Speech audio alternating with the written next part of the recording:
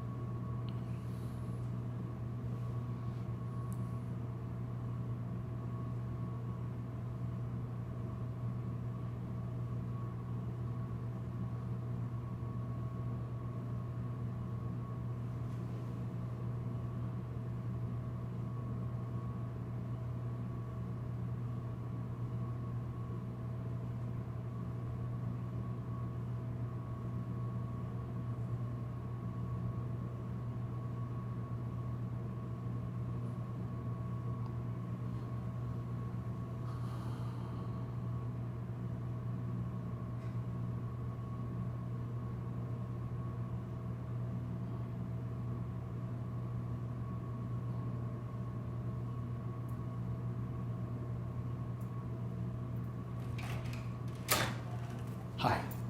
How can I help you? Yes, what I wanted to do is place an open records request. Okay. Um, Let me get you a form to fill out, because I got a little. Don't need a form. The law says I can just do it orally, so let me just go ahead and do it orally, if you will. Well, I can. The sheriff likes for me to have it in writing, because that way, I have right in front of me exactly what you're asking for, and that's the way we normally do it. I can't refuse to do it that way. It's just my preferred way. Well, I agree with you, but at the end of the day, written requests have gone unanswered, and From here? yes, 3 of them. How long ago? Oh, within 2 years? Oh, no. So- Well, 2 years, I've been doing this for 2 years, but In any that's, case. that's never mind. Just tell me what you need, and I'll. First of all, the sheriff made a criminal referral on me to the GBI, and the GBI agent in charge of the request spoke with me about the content of the request, and it was highly irregular, and so that's my name. Okay. So I've been asking for a copy of the file. A copy of the complaint. The complaint was sent to the Mid-Georgia Regional Drug Task Force, and I have a detective there that spoke with me. I still have his business card. Okay. The request was sent to, and you're saying from our sheriff? Yes. To Mid-Georgia Regional. Drug Task Force.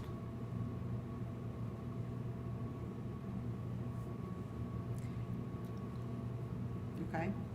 And where is that located?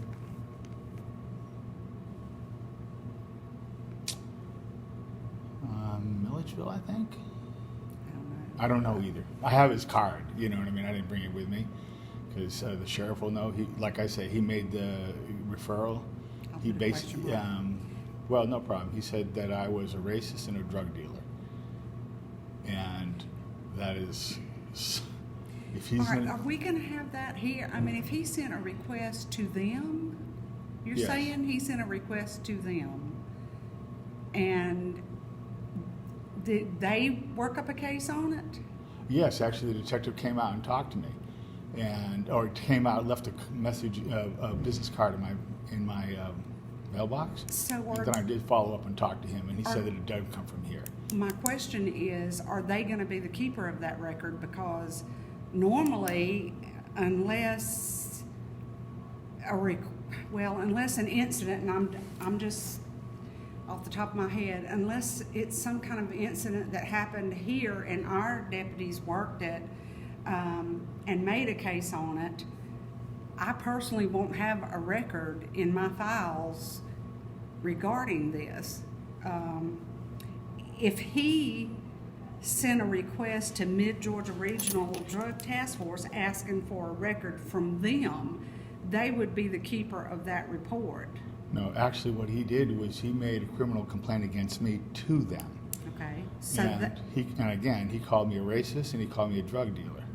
And in 5 minutes of conversation with the detective on the phone, he told me that once he read the thing back to me, what he said was, "This is ridiculous, and I'm going to call the sheriff and tell him we investigate crimes here." I'm just telling you how this went. So, and you don't have his name, do you know? Yes, I do. What's his name? I can, if you have a problem finding the file, it shouldn't be a problem finding See, the file. I think I remember getting requests from you, and I never have been able to find anything in my files with your name attached to it or anything. I could be wrong. I'll have to, because I get so many of them. I don't want to mix people up. Well, here's the important point in this conversation. They have it. They call me. I have his card. 2, see, it's a $100 fine if you don't produce the record, but it's a felony if you destroy the records. And if the records are destroyed, the second thing in that conversation, see, the part of that same conversation was, was it something that the sheriff initiated himself, or was it something that the Board of Commissioners originated? And normally I'm just telling you, normally that kind of request initiated from the Board of Commissioners has to come to you in an open meeting, not in a closed meeting. It would have to come to us. Yes. But what would we have to furnish them?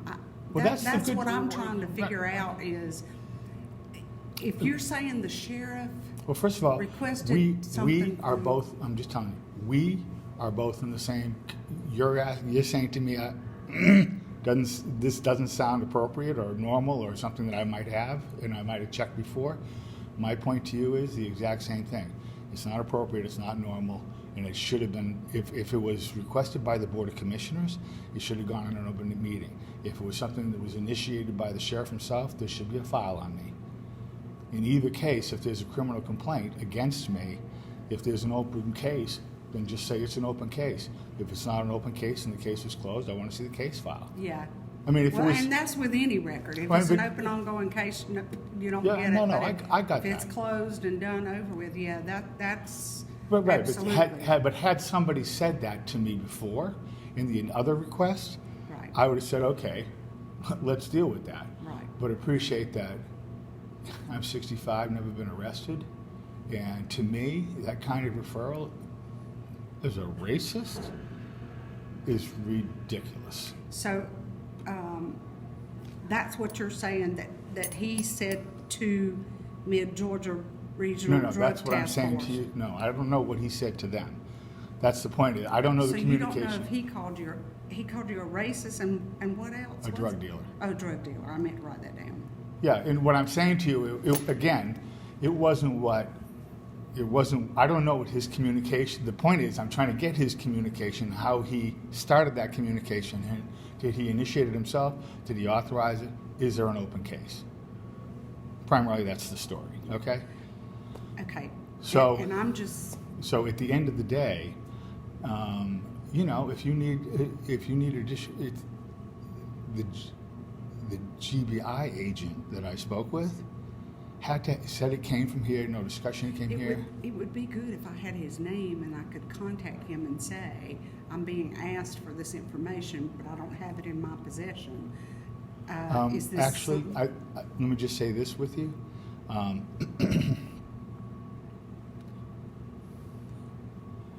Let's see, let's just give you a chance to really take a look at this again. Yeah. And I just want answers. Because when I put your name in the computer, I don't get anything. I don't think. If you're the same one I'm thinking about, I don't think. But I mean, I'll definitely try, because I go out of my way. I do everything I can to help whoever is asking for something. Number one, this So is- I will do everything I No, can. get something straight. I'm not trying to impugn your character, I understand that. nor your performance. Right. And to be honest with you, it wasn't like I initiated something like myself against Right. this. Absolutely. So, but it was initiated in heat, and I'm a community activist, And in that community activist role, I represent victims of child sex crimes. And, I can be fairly abrasive on occasion when I don't get the kind of response that I think I deserve on behalf of the kids that I represent. Now, as a public figure, elected officials have a responsibility to be much more flexible about the things that people say about them because they have to answer those things for concerns to the community. Right. As a private citizen, which is what I am, if you're going to charge me and talk to the GBI about me, you have to be able to produce those documents and show me the files. I think that's fair. If somebody was making those allegations against you and you'd never been arrested, what would you be saying? You'd be upset. Probably, yes. Particularly if you're not a drug dealer nor a racist. Right. But I don't understand why the GBI guy, if he has a case on it, why he wouldn't give you something. I mean, they should have. First of all, you don't want theirs. No, it's not that. It came from here. It was obvious it came from here because that's what he said it came from here. And the sheriff knows it. He might not want to produce it. He might not want to give it to me. That's up to him.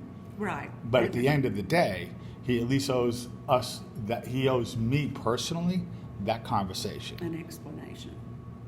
A copy of the file. Yeah. If he's going to call me a drug dealer and a racist, he has to be able to produce evidence.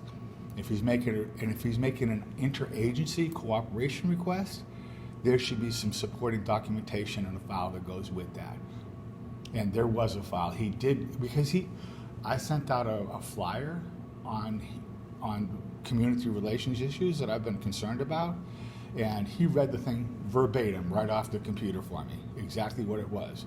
So it wasn't like he didn't know, and it wasn't like he was like uninformed.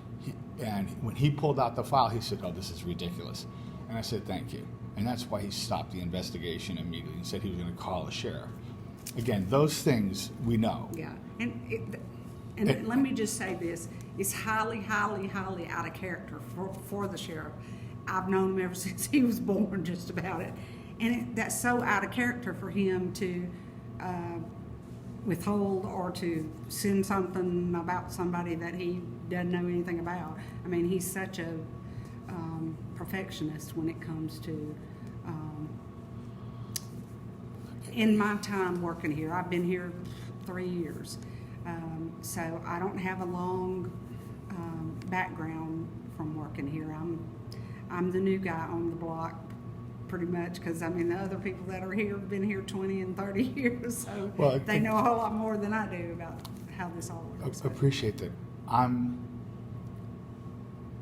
He's a public figure. Right, absolutely he is. And as a public figure, he should be held responsible for the kinds of things that he does.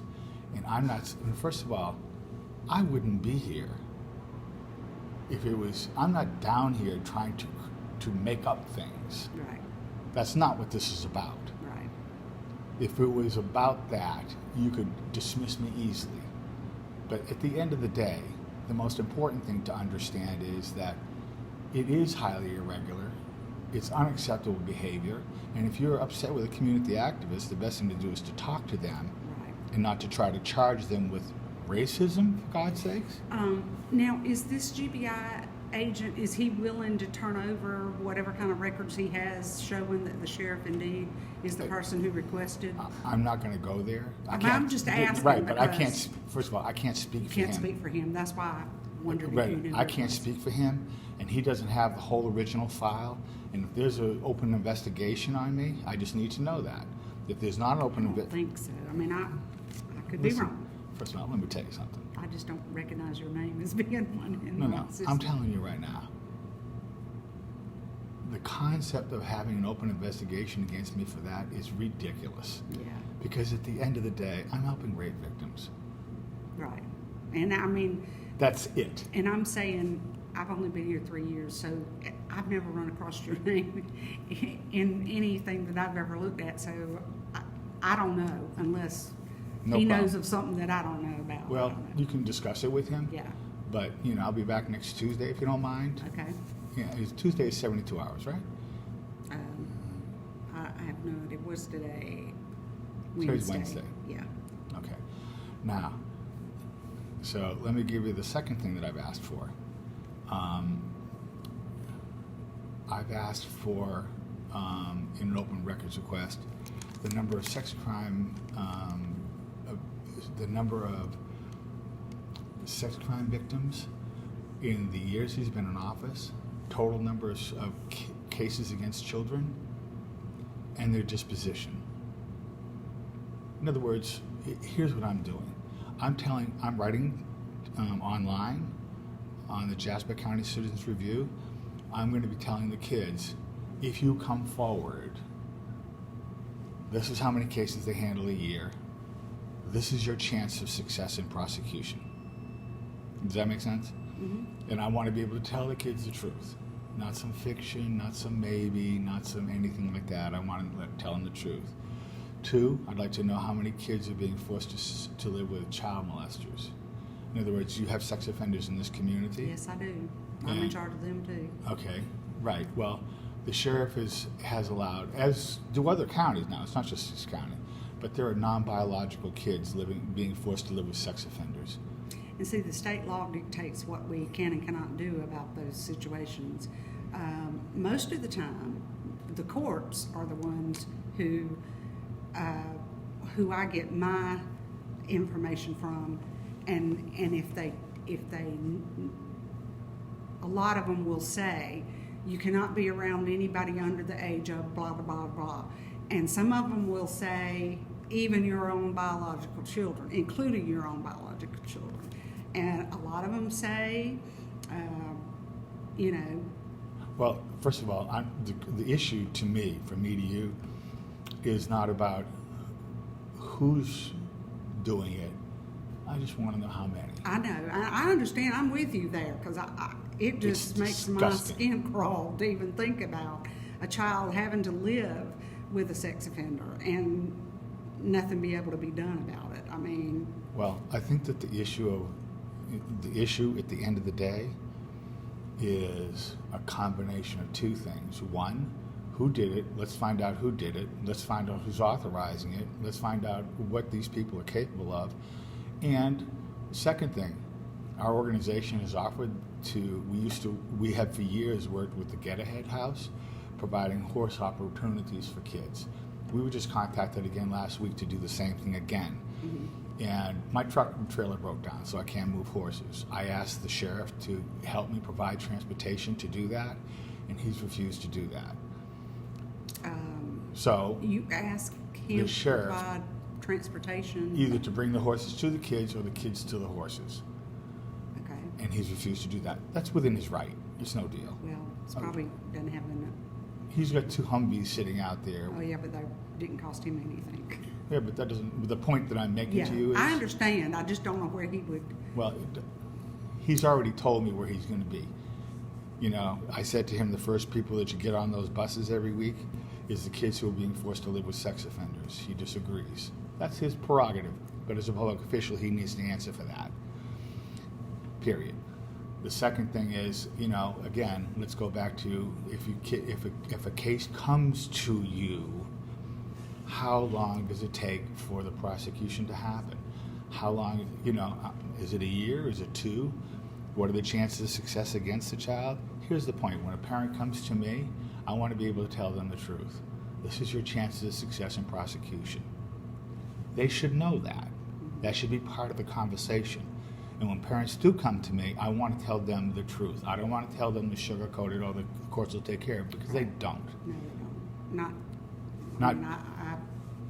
Right. I don't have any control over. Right. No. First of all, I'm not. We both understand. Yeah. We're not trying to go down this route. I'm sitting here with my wheels turning, trying to figure out how in the heck I'm going to figure out how many children are living with sex offenders. Well, I know who the sex offenders who are living in Jasper County at this moment. I know who they are. I got a request from an aunt for some of these kids, and she feels comfortable that they're in grave danger. And what I'm saying to you is, the question is, how many are there, and what are we doing to supervise them? Right. We offered the opportunity for the sheriff to have them come down to my we've been training a therapist, a contract therapist with your county, and she does both Newton and Jasper counties. We trained her for 6 months. Actually, we're going to have her there every week to supervise and talk to these kids to make sure if there was something going on, we could come out and work with your department to make sure that it stops there and then. That hasn't happened. And to be honest with you, that's well within the right of the sheriff not to do that. The point that I'm making to you, though, is that being the case, let's talk about how many, and then the next question is, if it's not me, what have you done to protect them? Right. Literally, what have you done to protect them? That's, I think, a fair question. If I'm not the one, what have you done? Yeah, we do visit in and out of their houses. We have to. Again, I'm not making conversation. Oh, I know. And I'm not. What I'm not telling you anything I'm not supposed I to think do. it's really important that we have an understanding. I'm not trying to be judgmental. Right. I'm trying to be informational. Right. Is that fair? Right. Yeah.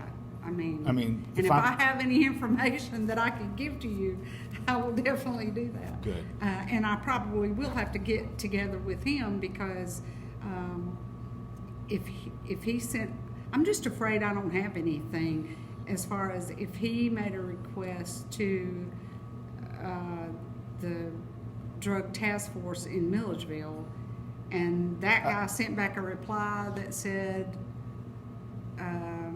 well, whatever it at said. the end of the day, is that, he is fully aware. Now, whether he wants to cop to it is another thing, but he's fully aware. who you're talking about? The sheriff. The here. sheriff or the Yeah, GBI? it came from that. Why would a Georgia task force guy come to me I don't have any. and read out in my right? Right. He's reading out something, the flyer that I sent to the community. That you might be upset with the flyer. You might be upset that I have a website called the Facebook page called the Jasper County Citizens Review. You might be upset with that conversation, but at the end of the day, I have the right under the First Amendment to be able to say that. Mm-hmm. And as a citizen and a public figure, he has to be held responsible for his behavior. That's all we're suggesting here. Now, and then the last thing that I want to do, and this is a bit more less than conversational, but still within the same thing. A family came to me recently, maybe 6 months ago, and they asked me to work with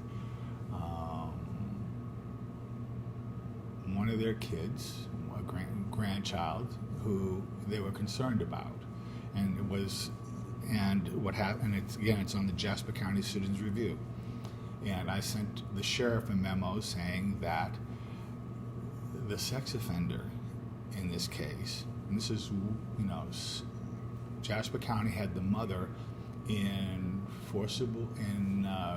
rehab on 2 separate occasions for a total like 18 months. And while she was in rehab, her husband was raping the child. So And the he's here. mother and the father of the and the child grandfather. and the grandfather were all living together, and the mother got arrested. No. What happened was the grandfather is not living. Okay. Well, the mother and the The father. were living the grandmother and the husband and 3 children were living in a home while the mother was in rehab for 1.5 years. Okay, so she was off to rehab. So the grandmother was Right. living with the father and the children. Right.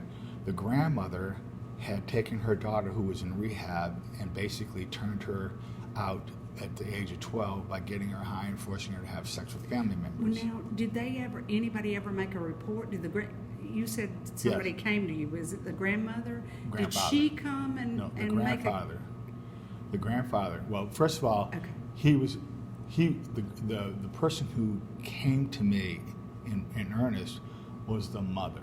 She says, they're making me go to rehab tomorrow. I'm worried. I'm going to be there forever. I can't protect my children. So I tried to intervene to get them to give her a house and to give her local supervision to be in touch with the kids so that they would be under her roof. They refused to do that. Well, who's they? they DFACS. They refused to do that. That's their call. I wasn't there. But the bottom line is, while they were having her in rehab again, she was being raped by this man. And he's currently in custody in your jail. You know what his name is? Yes, Rodriguez. Rodriguez? Yes. Now, in that same situation, the mother and her victim daughter came to our location to be around horses. Mm-hmm. It's what we do. We reach out to victims of child sex crimes. During that initial meeting, the victim said to me, I want to bring a friend of mine with me when I come here, and I want to train with her and get in shape and have fun. I said, what we do here, we work with sex crime victims. She said to me at the time, maybe around the 1st of June kind of time frame, that what she said to me was that her friend is actually being forcibly raped by her dad or somebody in the house. And I said, are you sure? And she says, she's telling me she wants to come here, she needs that. But they wouldn't come here and make a report on, so that we can go to that house and check on that child? I'm just asking, because no I don't problem. know. When the mother first came to me and I Uh-huh. sent the letter out, your agency was down on this guy's back. I mean, you went out there and you did follow through, okay? But it still made no difference. She was in counseling with a Jasper County therapist, and she wouldn't come out to him. And to be candid with you, the same guy was counseling the mother at the time and trading sex tapes with him. Yes. The counselor was trading sex tapes with the mother. Once he stopped with her, kept up with the kid. When the kid got a new counselor, she came out. Very sordid business, okay? And what I'm suggesting to you is that what I'm telling you is that I contacted DFACS in June and again in July on 2 separate occasions, and I said, hey, this is going on. I talked to Miss Norris, Norriss. I talked to Miss Norris on 2 occasions, said, what are we doing? What's going on? I want you to check into this. Who's this? Call your victim and find out who the other victim is, and then follow up on that. I talked to your, so I never heard anything. So maybe now 3 or 4 weeks ago, I talked to your sex crime detective over the phone. An investigator, Murray? Murray, is that correct? Yes. I talked to Investigator Murray, and I gave her the conversation, and I said, if you have problems getting a hold of the child, give me a call. She says, one way or the other, I'll call you in the next 2 days. And I haven't heard from her. She has no obligation to call me, okay? Right. But at the end of the day, I'm looking in the papers, and by the way, in that same conversation I had with her, she told me that DFACS never contacted you people about the case. Okay. So, I mean, she would know if they did. yes, but no, she handles all yeah, that. right, exactly. And she was listen. Yeah, very, she's on top of all well, that kind of I'm stuff. not saying she isn't, but you understand what I'm saying. But she has to know about it before she can.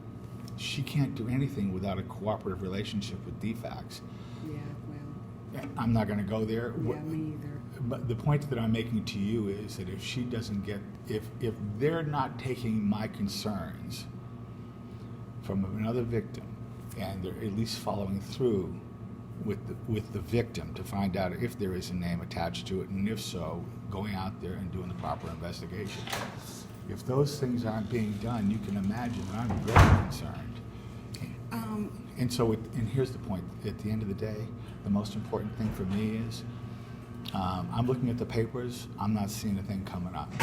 Okay, and what I want to know is that your agency actually did follow through, and that there was a child, and that the child was investigated. And if you think about it, the issue at the table for me to you is, if a child is being sexually abused, the procedures in place are obviously inadequate for a child to be able to come forward and feel like they're going to be getting the kind of justice they need. And I don't care why. It doesn't make a difference why they don't feel comfortable. They can come to whoever. The issue is about how can we change that protocol so the kids feel comfortable that there's a way for them to come forward and admit to what's going on and know that they're going to get the kind of support. And I don't want to talk about how it happened or when it happened. We can't change history. Right. But what we can do is take a look at the procedures involved. Why isn't DFACS talking to you people? Why isn't your investigator following up with a conversation like she said with me? Because it's really, to me, not about the conversation, it's about the veracity. If you tell me you're going to do something, do it. Right. You know, call me and say, found it, didn't find it, can you help us? If she can't get a hold of the victim, maybe I can. But at the end of the day, the last thing we want to do is bounce her case because she's unavailable. Right. Does that make sense? Mm-hmm. And so the point that I'm making to you is that from me to you, I want to tell a kid, hey, if you come out, this is the number to call. This is the person who handles these cases. Mm-hmm. She will do this. And I'm not talking about an 800 number with DFACS. I'm talking about something a whole lot of money because it's not working. Right. Whatever it is, it's not working. Right. Is that fair? And so I think that, again, the issue going forward is how we provide a much more responsive system. So, and I look at it like this. Based upon what I know, from the time that I got the first information to today, it's been 6 months. She told her mother didn't believe her. If this child has been being raped by her father for the last 6 months because we won't go out there and follow through, agencies aren't coordinating correctly, people aren't discussing the issues at the table, no one in these agencies, including you or the sheriff, are going to be happy with that. No. Nobody wants to sit there and know this kid was raped for 6 months because we weren't talking. Right. And I don't think anybody here, if they got a report that there was a child being abused, would not go and try to get to the bottom of, right. Abuse. Right. Abuse is different than rape. Right. Absolutely. Either way, well, I don't even like the sound of them being abused in any kind of way. But no matter what it is, they're children. They can't take care of these kinds of things by themselves. And I just believe that if somebody comes here or contacts a deputy or something, and a report is done, they're going to follow that report to every nth degree that they can to try to find out what's going on, get to the bottom of it. Now, number one, let me share this with you. I mean, I'm with you. I agree that Listen, we need to do everything we can do. The question is not about. This is not an issue of gross negligence. This is not an issue of not being willing to follow through. This is not here's the point. The number one point is that if a kid, for whatever reason, doesn't feel like they're going to get the kind of responsiveness or the kind of a support or assistance because they're, if their parent is addicted to drugs and you're constantly chasing the parent for drug addiction, then at the end of the day, what is the family saying? Right. If in the case that we're talking about, I know the 3 kids. I've talked to all 3 of them. They've all talked. 2 of the 3 have talked to me about rape, and the father who's the grandfather in this case, told me he raped his son.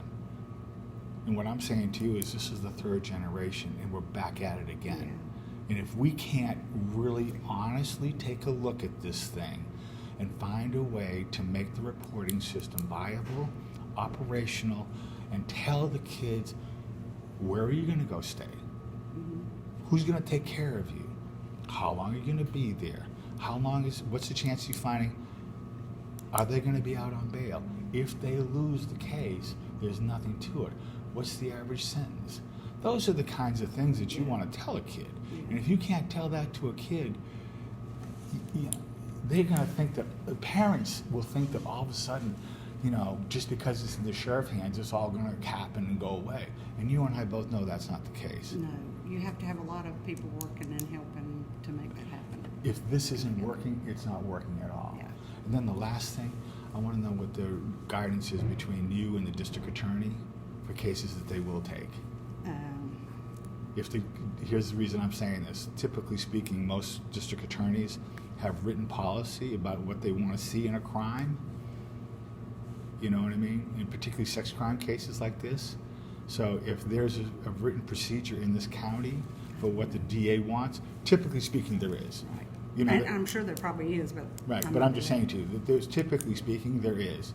I think it's important that we publish those things. Right. Because if the district attorney is saying that, you know, this is the list of elements of the crime and this is the severity of the crime that I want, or whatever it is that they put as a criteria for prosecution, I think it's absolutely critical that we let everybody know, starting with the parents and kids, what those elements are. Because if they don't meet the elements, then there's no sense in coming to you because they're not going to take the case up. Right. I know. I mean, and wait a minute. I understand. Again, this is not about anything other than I represent the kids. Right. And what I'm saying to you is we owe them the truth. So now let me ask you, when you find out that there is a kid that needs help, how does that information get to us to be able to? I call. You call. You Oh, do I call. I don't call. I don't play that. I call. Okay.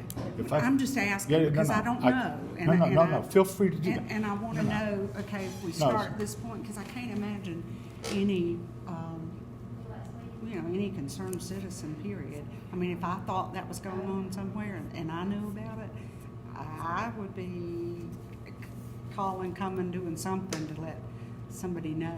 Let me just and then following up. And I know that's probably what you would like to know is how is all of this followed up on and what happens.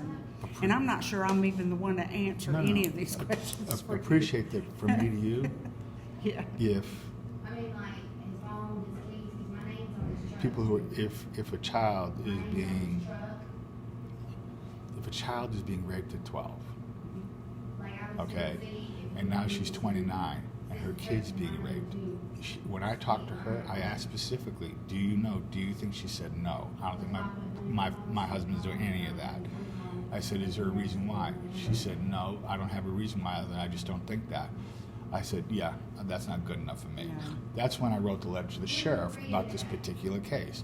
Well, while she was in rehab, she continued to get raped by this guy. Here's the point. There's a failure somewhere in this. Yeah. And here's the deal. You and I, it's one thing. But when your parents are being forced to be gone for 18 months for rehab, when they're addicted, they either have to have a job that can buy the drugs or they have to deal the drugs to get the drugs. Absolutely. It's a 1-2 combo. And if you see that activity coming up and the number one priority is to put them in jail over the drugs, then at the end of the day, the child gets lost in all of that. And in this particular case, the child got lost in all of that. Yeah. And here's the point. I'm not trying to say it's right. I'm not trying to say it's wrong. What I'm saying to you is, I didn't see the forensic tape. I don't know what the conversation was. I didn't do any of those things. But what I do know is just in a broad context, Right. we can do better. Yeah. And I think that at the end of the day, if I have had kids come out to me because we're around horses.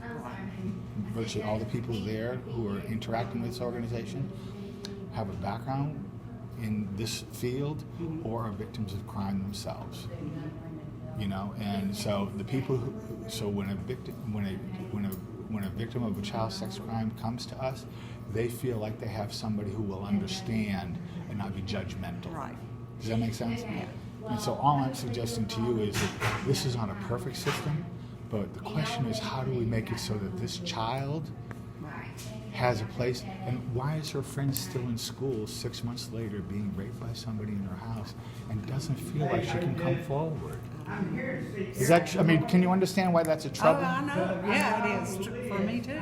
And when two agencies aren't talking, to identify who this person is, that's troubling also. Yeah, and I don't know. I do know that they come here. I do know they discuss cases and they work cases together. But you know, I couldn't tell you who or No. you know. And I know you're not interested in knowing that. You just want to make sure that everything is being done that can be done to help the child. I would like to get. Here's the point. And Heather may be able to answer more of your questions than I can because she is involved and has been trained. Again, I'm not impugning the Oh, I work know. or the character, I know. but here's what I am saying. I would hate to think that the sheriff's animosity to my outreach efforts and my advocacy efforts would deter him from helping victims of crime who are literally sex offenders, or to deter him from being much more responsive to being able to give these kids a place out. Right. I would like to think that he was a bigger man than that. I think he would be. I can't even imagine him not. Well, let's just say that at the end of the day, the things that we're talking about, this is not about me. This is not about him. Right. Absolutely. You know what I mean? This is about the kids that we both care about. I don't think he's got kids. Well, sure. And I'm not saying he's not concerned. I'm not saying he's not caring. But I'm not the problem. Right. You know, and at the end of the day, if I'm not the problem, he needs to acknowledge that, and he needs to show me what he said about me, and we need to have a conversation about that. And when it's said and done, we need to work together to make sure that if a kid is with a sex offender, they have help. If a kid comes out, they need help. If the kid doesn't come out, we need to take a look at the reporting system to find out why they're not coming out. And if we do those things together, that's what this conversation is truly about. Right. Is that fair? Sure. You've been And gracious with your I will time. do everything I can to try to find answers for you and have it lined up for Listen, you. I was a city administrator. I didn't go to work every day not to be proficient. Right. I know. Okay. I didn't wake up and get 2 master's degrees and go to work as a city administrator. Right. Because I thought the public service wasn't a calling. Right. I understand. This is I a understand. calling. It is. You took an oath. Right. You don't work for the sheriff, you work for the citizens of the community. Right. And here's the most important thing to understand. I have a ton of respect for what's going on. I also know that sometimes a state agency might not talk to a county agency. I also understand people might not take a concern as seriously as I do. Right. And at the end of the day, it doesn't make a difference. Right. The question is not